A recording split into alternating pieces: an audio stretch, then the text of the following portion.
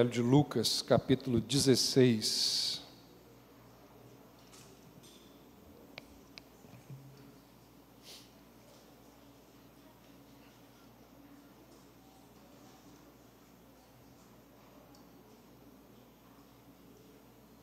Lucas, capítulo 16. Daqui a pouco nós vamos ler e olhar aí para o texto. Surpreende a ênfase que a palavra de Deus dá à questão do dinheiro. É impressionante como que as Escrituras abordam e tratam desse assunto. Jesus contou 38 parábolas. Das 38, 16 delas tratam, adivinha de quê? A forma de lidarmos com os nossos recursos, com as nossas riquezas, com o nosso dinheiro. Qual foi o assunto que Jesus mais abordou? Dinheiro. Nenhum assunto esteve tão presente nos lábios de Jesus como a questão do dinheiro. Na Bíblia existem 500 versículos sobre oração, um pouco menos de 500 sobre fé e 1565 versos falam sobre dinheiro.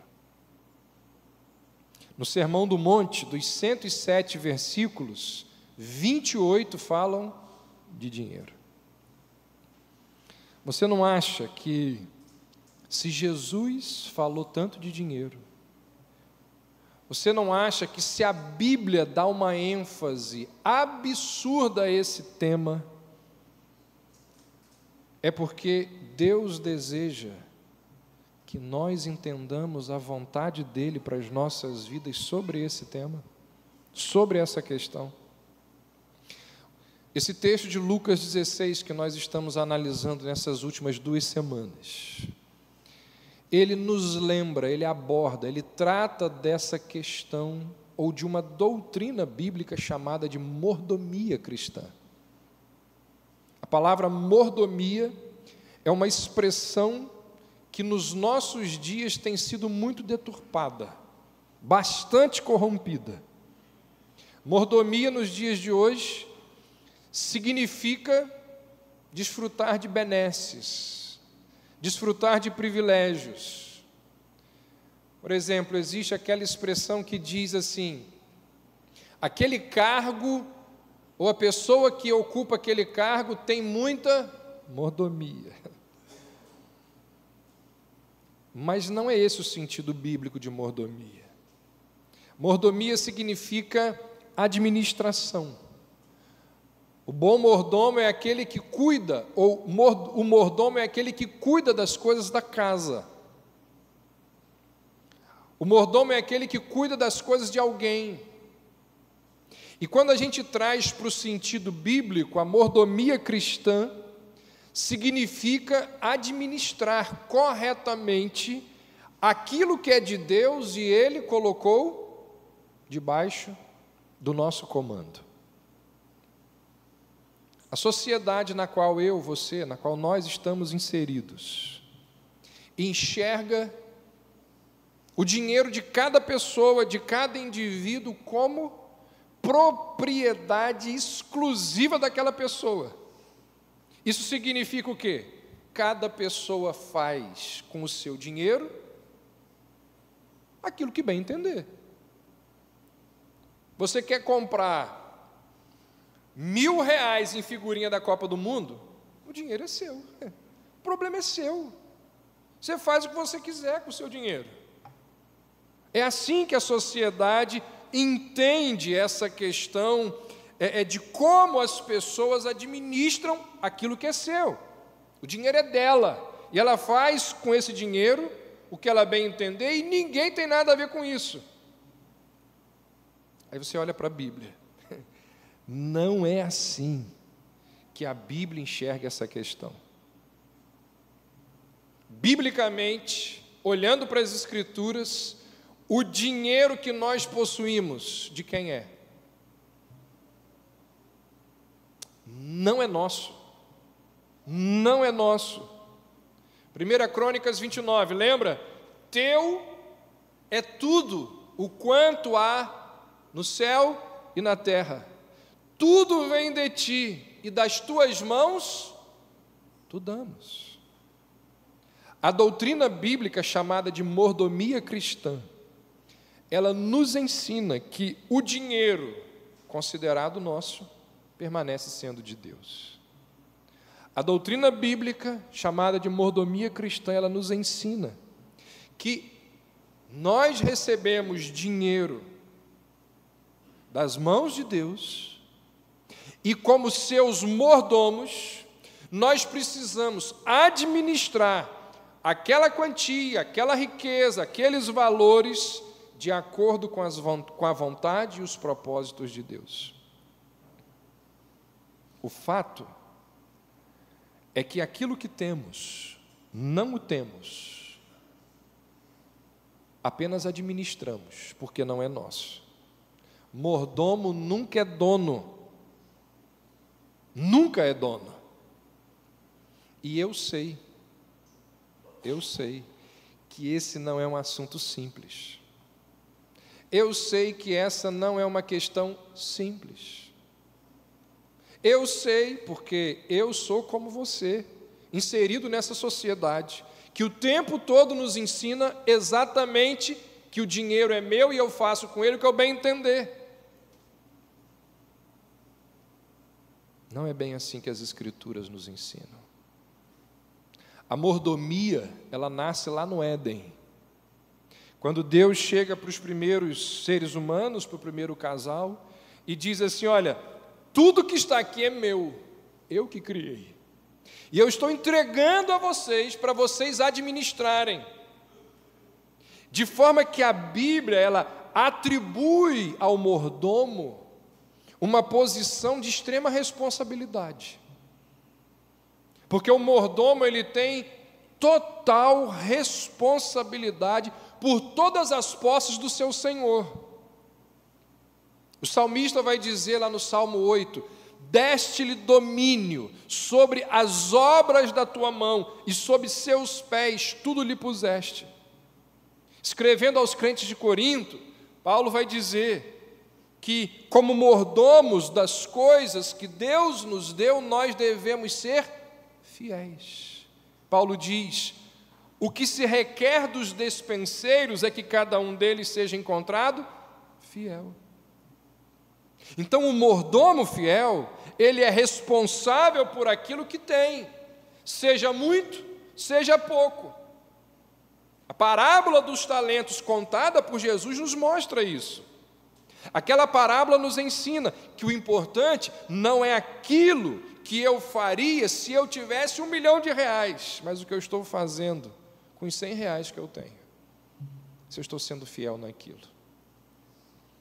Então nós estamos diante de um texto que fala de mordomia, que fala de administração de riquezas, que fala de administração das posses, e que fecha ali nos versos finais da parábola, lembrando que existe, dos muitos ídolos aos quais nós podemos nos dobrar, um que é poderosíssimo. E Jesus diz: olha, ninguém pode me servir se servir a Mamon, se servir a este ídolo. Vamos ler o texto. Disse Jesus também aos discípulos: havia um homem rico que tinha um administrador, e este lhe foi denunciado como quem estava a defraudar os seus bens. Então, mandando-o chamar, lhe disse: que é isto que ouço a teu respeito? Presta contas da tua administração, porque já não podes mais continuar nela. Disse o administrador consigo mesmo: que farei? Pois o meu senhor me tira a administração. Trabalhar na terra não posso. Também de mendigar tenho vergonha. Eu sei o que farei, para que quando for demitido da administração me recebam em suas casas. Tendo chamado cada um dos devedores do seu senhor, disse ao primeiro: quanto deves ao meu patrão? Respondeu ele: 100 cados de azeite. Então disse: toma tua conta, senta-te depressa e escreve 50. Depois perguntou ao outro: tu, quanto deves? Respondeu ele: 100 coros de trigo. Disse-lhe: toma tua conta e escreve 80. E elogiou o Senhor o administrador infiel, porque se houvera atiladamente, porque os filhos do mundo são mais hábeis na sua própria geração do que os filhos da luz.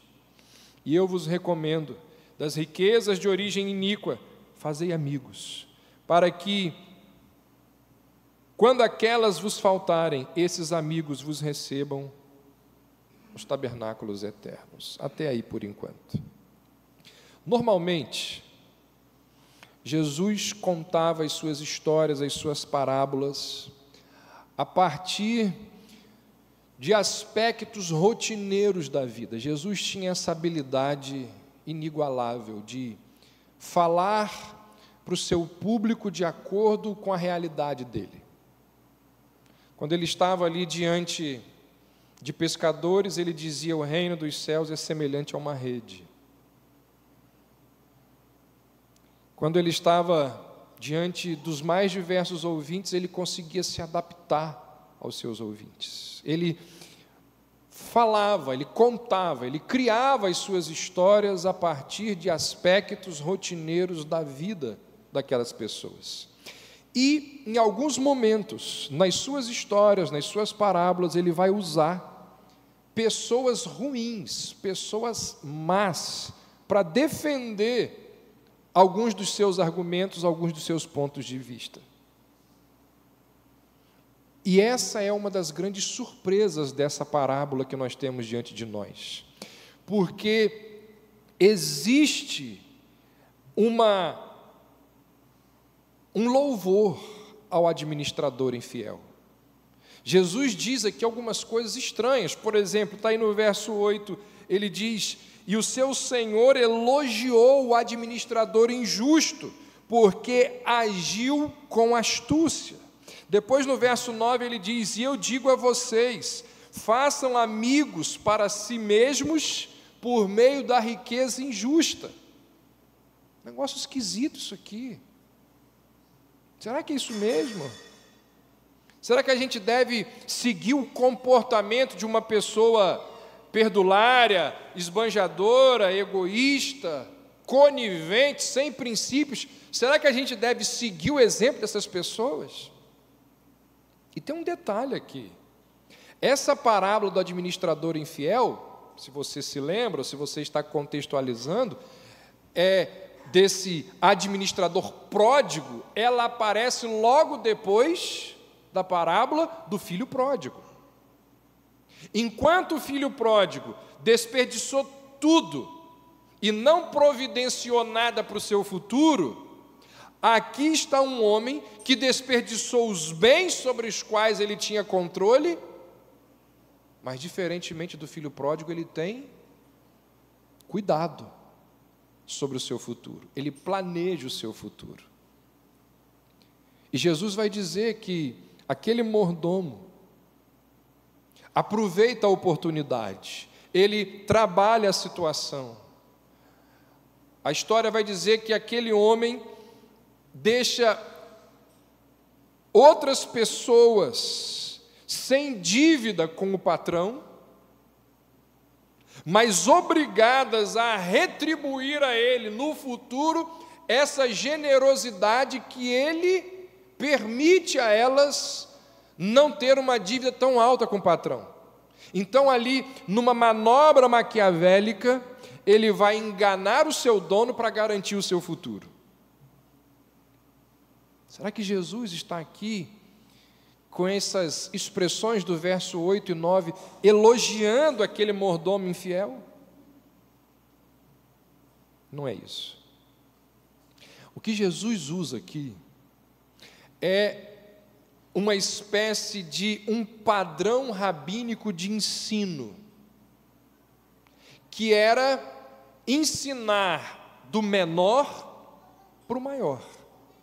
Isso acontecia ou aconteceu em muitos momentos dos ensinos de Jesus. Você percebe nos ensinos de Jesus uma expressão sempre presente: quanto mais. Por exemplo, Jesus contou uma parábola onde ele diz assim: se um juiz injusto fizer isso, quanto mais Deus, que é um juiz justo, fará. Numa outra história, ele vai dizer assim: se um homem irritado abre a porta apenas para se livrar de você, que fica ali a madrugada toda batendo, quanto mais Deus, que o ama, ajudará você quando você bater na porta dele, lembrando-o da sua necessidade. O que Jesus faz aqui? A mesma coisa. Ele utiliza a mesma didática. Jesus diz: olha, as pessoas deste mundo, no caso aqui o administrador, pródigo, infiel, as pessoas desse mundo usam os recursos que ela tem ao seu dispor para garantir o seu futuro da melhor maneira possível. Se as pessoas do mundo fazem isso, quanto mais os filhos de Deus. Se as pessoas do mundo fazem isso para garantir o seu futuro terreno, quanto mais os filhos de Deus devem fazer para garantir o seu futuro na eternidade.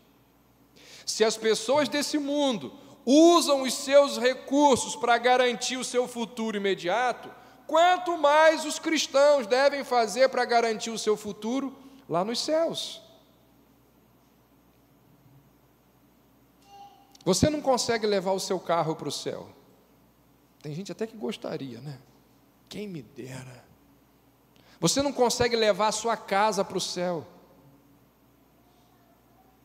É impossível enviar os seus investimentos para as moradas celestiais. Quaisquer que sejam os seus pequenos tesouros nesse mundo, eles ficarão aqui quando você morrer, e outra pessoa vai descobrir o que fazer com os recursos, com as riquezas que você vai deixar aqui. Só que essa parábola nos diz que há uma coisa que você pode enviar para a eternidade. Jesus nos diz aqui que existe algo que é possível nós enviarmos para lá. Jesus nos diz que a nossa riqueza pode ser investida na proclamação do Evangelho. Jesus nos diz que a nossa riqueza pode ser investida na preparação, no treinamento daqueles que proclamam o Evangelho. E esse Evangelho que é proclamado a ouvidos que serão transformados, esse Evangelho que é proclamado e abençoa vidas, edifica vidas, consola corações, este Evangelho, Jesus diz, lá no céu, haverá uma recompensa por isso. Olha o que ele diz no verso 9: das riquezas de origem iníqua trazei amigos, para que quando aquelas vos faltarem, esses amigos vos recebam nos tabernáculos eternos. Foi o texto que li há pouco aqui. Jesus diz que nós devemos investir ou levar as nossas riquezas para lá, onde a traça e a ferrugem não corroem. Então o que Jesus está fazendo aqui é retirar uma boa lição de um mau exemplo. Quanto mais. E aí, depois de falar do nosso dinheiro envolvendo outras pessoas, que é o que ele faz nesses 9 versos iniciais, agora ele vai falar do nosso dinheiro envolvendo a nós mesmos. Então, os 9 primeiros versos do capítulo 16 falam do nosso dinheiro envolvendo outras pessoas, e agora, nos 3 versos finais, 4 versos finais, ele fala do nosso dinheiro envolvendo a nós mesmos. Olha o que ele diz: quem é fiel no pouco, também é fiel no muito. E quem é injusto no pouco, também é injusto no muito. Se, pois, não vos tornastes fiéis na aplicação das riquezas de origem injusta, Quem vos confiará a verdadeira riqueza? Se não vos tornastes fiéis na aplicação do alheio, quem vos dará o que é vosso? Ninguém pode servir a dois senhores, porque ou há de aborrecer-se de um e amar o outro, ou se devotará a um e desprezará o outro. Não podeis servir a Deus e às riquezas. Não podeis. Jesus nos ensina, aqui no verso 10, a importância da fidelidade nas coisas pequenas. Irmãos, talvez as coisas pequenas sejam o melhor teste do nosso caráter. É nas pequenas coisas. É nas pequenas coisas que a gente percebe quando as pessoas são fiéis ou infiéis. Infidelidade nas coisas pequenas é um péssimo sintoma do estado dos nossos corações. Detalhes são reveladores. Devolver o troco quando foi dado a mais. Devolver R$10 é fácil, né? Mas e se for uma quantia maior? Não mentir sobre coisas que são aparentemente inofensivas. Olha, eu cheguei atrasado por causa do trânsito. Não foi por causa do trânsito. Eu cheguei atrasado não foi por aquilo. Não fala. Coisas pequenas. A gente se compromete por coisas pequenas. Não falar mal de outra pessoa, não furar uma fila, não levar objeto do trabalho para casa. E a gente poderia aqui enumerar um monte de situações pequenas, mas que revelam nosso caráter. O nosso caráter. Jesus fala de fidelidade em coisas pequenas, porque ao longo da vida, é a fidelidade em coisas pequenas que vai conduzindo, criando, sustentando o nosso caráter, os nossos princípios, os nossos valores, os alicerces de quem nós vamos ser, vão sendo construídos aos poucos. Tipo assim, você quer saber se o seu filho vai cuidar bem do carro dele? Veja se hoje ele cuida bem da bicicleta. É aos pouquinhos. É nas mínimas coisas. Coisas pequenas são coisas pequenas, mas fidelidade nas coisas pequenas é uma grande coisa, disse Hudson Taylor. E Jesus nos lembra disso. Quem é fiel no pouco, é fiel no pouco. E quem é injusto no pouco, também é injusto no muito. O que Jesus está querendo dizer é que onde não existe honestidade em questões materiais, não haverá integridade em questões espirituais. O que Jesus está nos dizendo é que fidelidade não é algo acidental. O que define a fidelidade não são as circunstâncias, o que define fidelidade é o caráter. Eu explico. Tem gente que diz assim: se eu tivesse mais, eu daria mais. Não daria. Não daria. Não importa o quanto você tem. A viúva que nada tinha deu tudo. E pessoas que têm tudo não dão nada. E isso se aplica não apenas à questão das posses. Isso também se aplica à questão do tempo, à questão dos interesses, à questão das prioridades. Nunca é sobre circunstâncias. O que Jesus está dizendo aqui é que é uma questão de perspectiva. Lidar com dinheiro não é circunstancial, é o coração. É a perspectiva celestial. Não é uma questão de quanto você tem, é uma questão de caráter espiritual, é uma questão de integridade de vida. Tudo depende de onde está o nosso coração. Por que vocês acham que Zami cantou a música aqui do coração? Porque depende do coração. Vai definir quem é fiel no pouco e no muito. Se você é materialista com pouco, você vai ser materialista com muito. A questão é que a pessoa não está comprometida com o reino de Deus. Não é possível ser ortodoxo na teologia e ao mesmo tempo ser herético no uso dos recursos financeiros, disse Warren Wiersbe. Está aí no seu esboço. E aí Jesus conclui o argumento dele dizendo: ninguém pode servir a dois senhores. Ou há de aborrecer-se de um e amar o outro, ou se devotará a um e desprezará o outro. Não podeis servir a Deus e à riqueza. Perceba que Jesus chama as riquezas aqui de quê? Senhor. Ele chama as riquezas de Senhor. O sentido aqui é de completa obediência. O dono, numa sociedade escravocrata, o dono de um escravo, ele tinha completo domínio sobre o seu escravo. Escravidão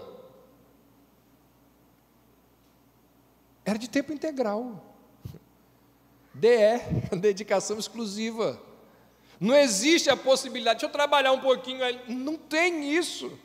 O escravo jamais podia servir a outro dono. O dono dele era aquele que ia lá na feira, lá no mercado de escravo e comprava, e ele trabalhava para aquele dono para o resto da vida.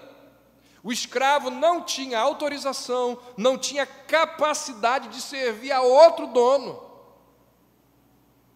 a outra pessoa que não fosse o seu dono.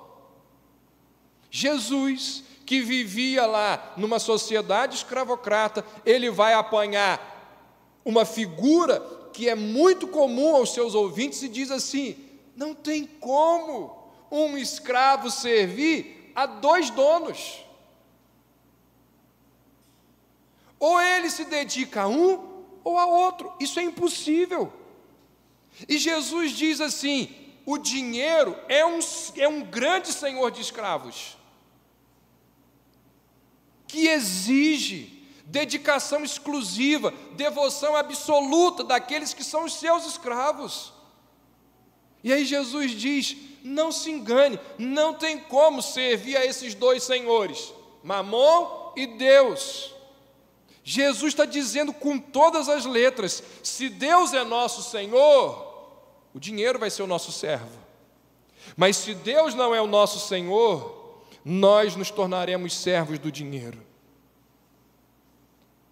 Não foi por acaso que iniciei essa mensagem mostrando as estatísticas das Escrituras acerca desse assunto, porque das realidades que ocupam o lugar de Deus nas nossas vidas, vocês não tenham dúvidas, o dinheiro é a maior delas.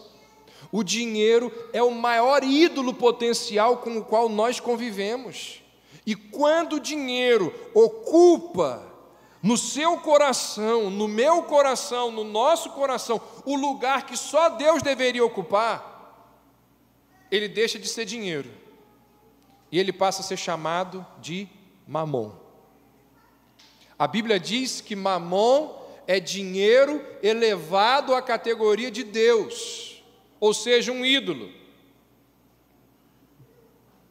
Na sua bolsa, no seu bolso, na sua conta no banco, nesse instante, você pode ter dinheiro ou Mamon. O que você tem lá? Mamon ou dinheiro? Se no seu coração o dinheiro ocupa o lugar de Deus, então o que você tem no banco é mamon.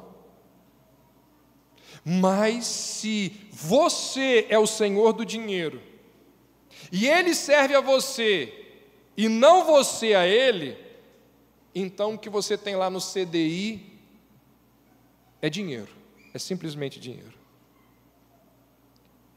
Jesus diz: existe um ídolo, existe um senhor de escravo, que é a riqueza, que é mamon, e não tem como servir a Deus e a mamon. Ninguém pode. Jesus diz: ninguém pode.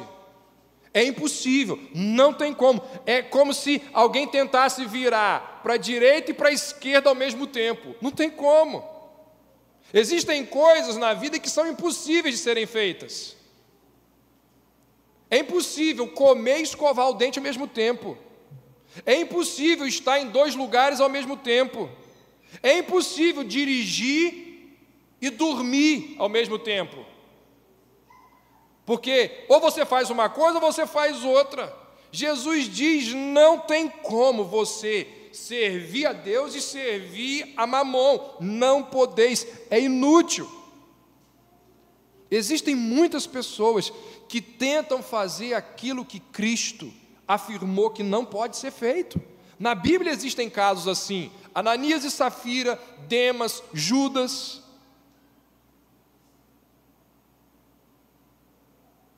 Preste atenção no que eu vou falar aqui. Muitas pessoas, por causa de uma série de circunstâncias, percebem que elas precisam de uma religião.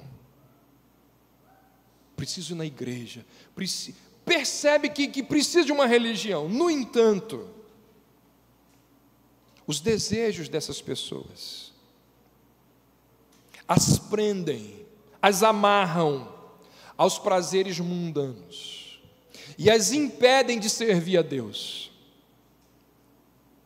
Por outro lado, existem pessoas que possuem conhecimento da fé cristã, entendimento do cristianismo, e isso as impedem de serem felizes no mundo, mas elas possuem amizade com o mundo, o que as impede de serem felizes no seu cristianismo. Moral da história: são infelizes, tanto num caso como no outro, cheias de culpa, cheias de neurose, porque vivem dentro da igreja,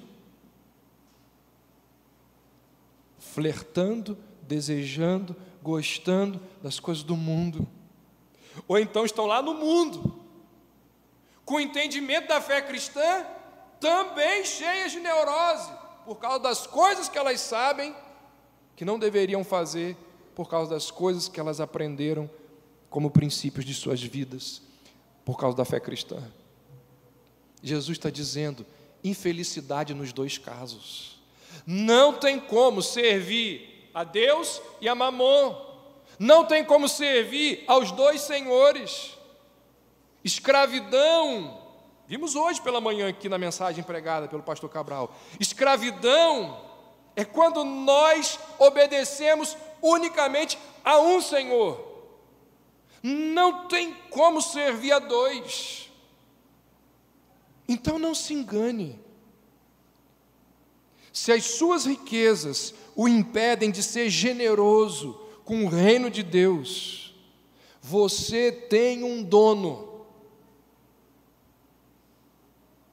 Se as suas riquezas o impedem de contribuir com o reino de Deus, você tem um dono. E o nome dele não é Jesus de Nazaré. Não é. Jesus está dizendo da forma mais clara possível que pessoas avarentas não servem a Ele. Não podeis servir a Deus e as riquezas. Gente, vou falar isso mais uma vez. De uma forma, vou tentar falar aqui de uma forma mais carinhosa possível.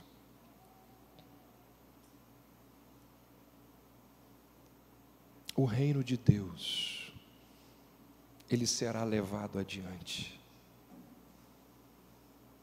Essa igreja aqui, ela vai continuar.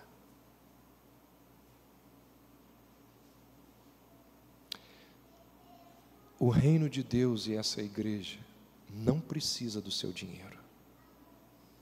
Não precisa.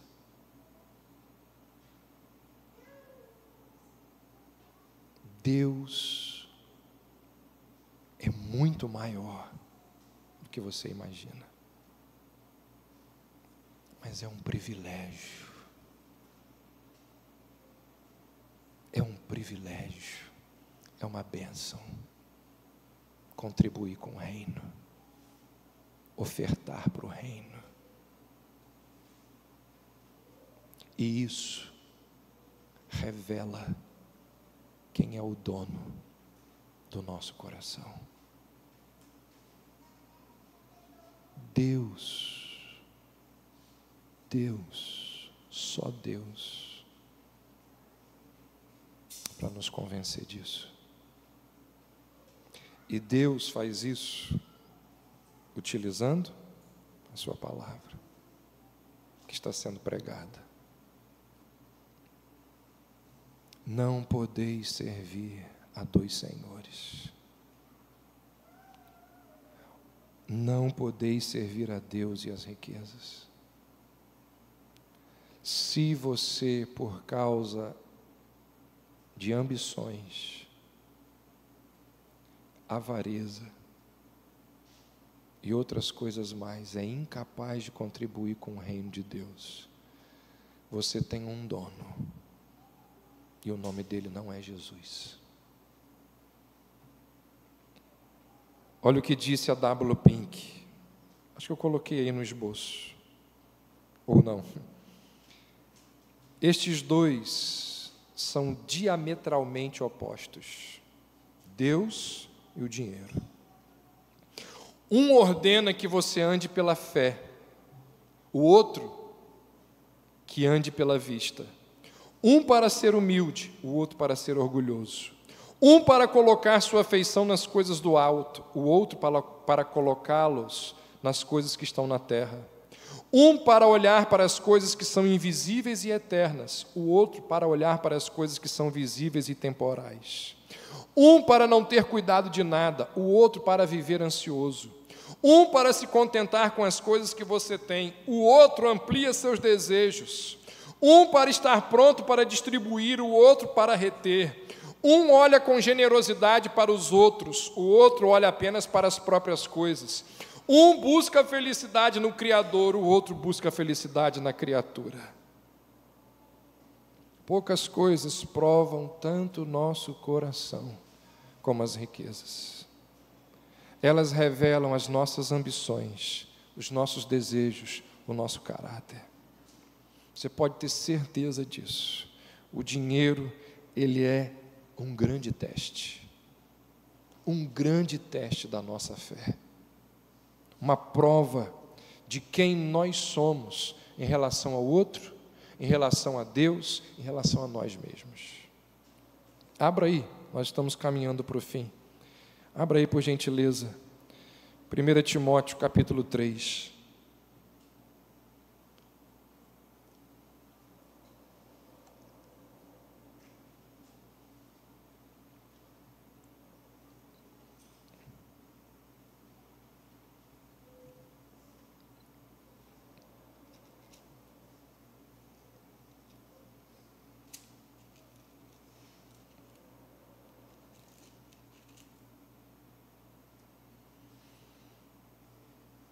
Na verdade, é 2 Timóteo.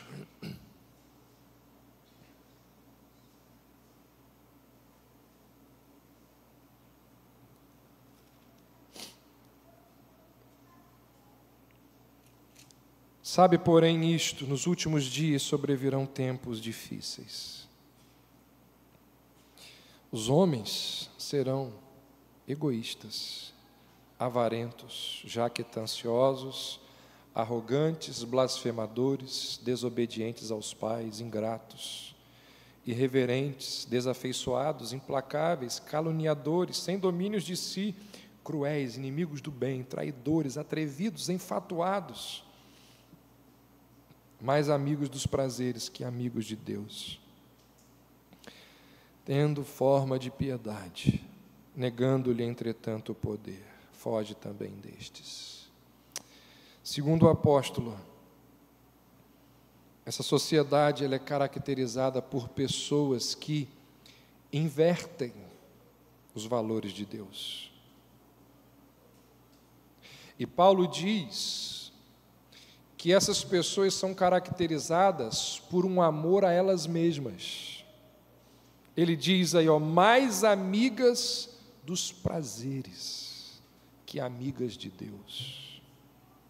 Gente que ama, morre de paixão pela riqueza, pelo dinheiro, pelo recurso que possui.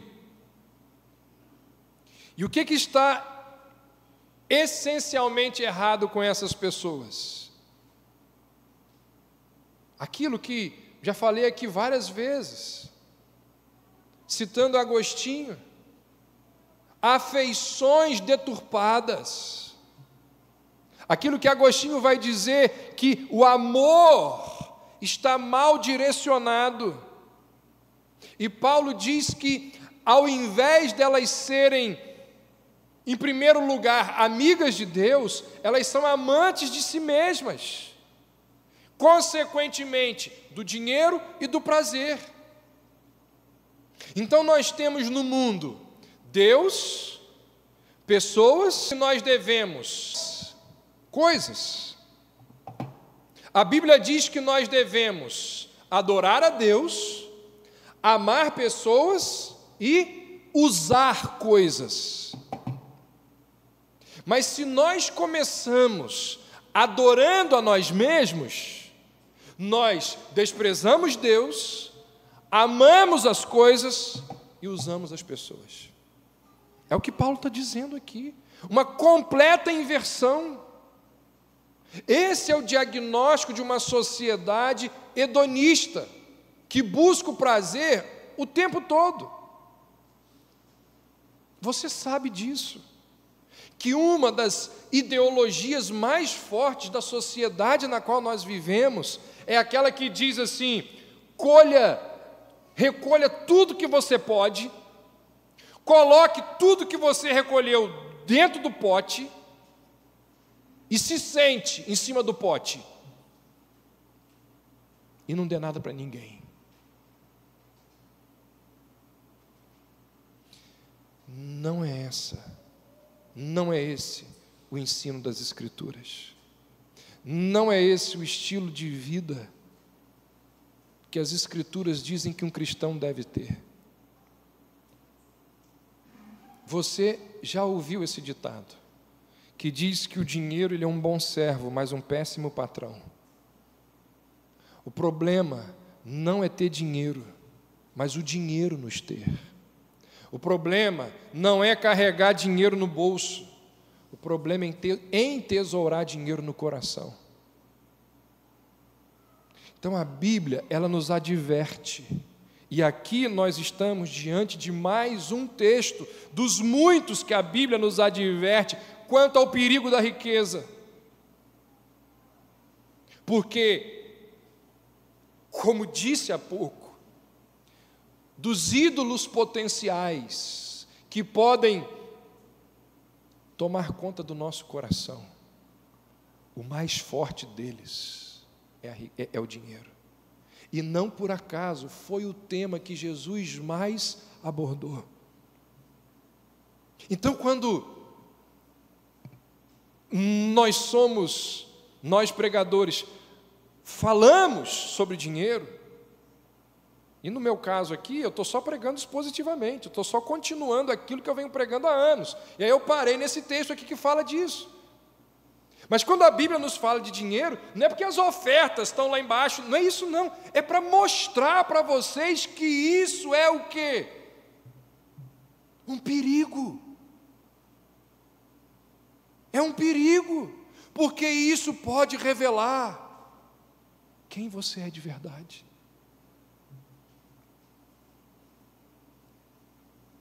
A Bíblia diz que as riquezas, elas têm essa capacidade de tomar o lugar de Deus, de nos fazer desprezar o doador por causa das dádivas. As riquezas têm essa capacidade de rivalizar com Deus. Não podeis servir a dois senhores. O apóstolo Paulo diz que a riqueza, está lá no final, não vou ler por causa da nossa hora, mas você conhece o texto. Paulo diz que a riqueza que Deus nos dá, usando a linguagem dele, é para o nosso aprazimento, é para a nossa alegria. E aí Paulo diz assim, só que tenha cuidado, para vocês não depositarem nelas a esperança de vocês. Ele diz, exorta aos ricos do presente século, que não depositem na riqueza a esperança deles. E aí ele então vai dizer, mas eles devem depositar a sua esperança em Deus, que a todos dá, liberalmente, para a alegria, o desfrute. Irmãos, esse é um assunto muito sério, muito sério. E que Deus nos ajude a darmos ouvidos àquilo que as Escrituras nos falam sobre ele.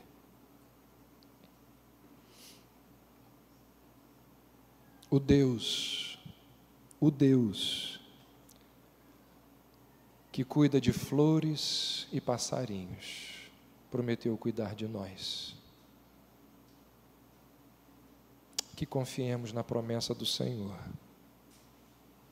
Foi isso que Jesus nos disse, não foi?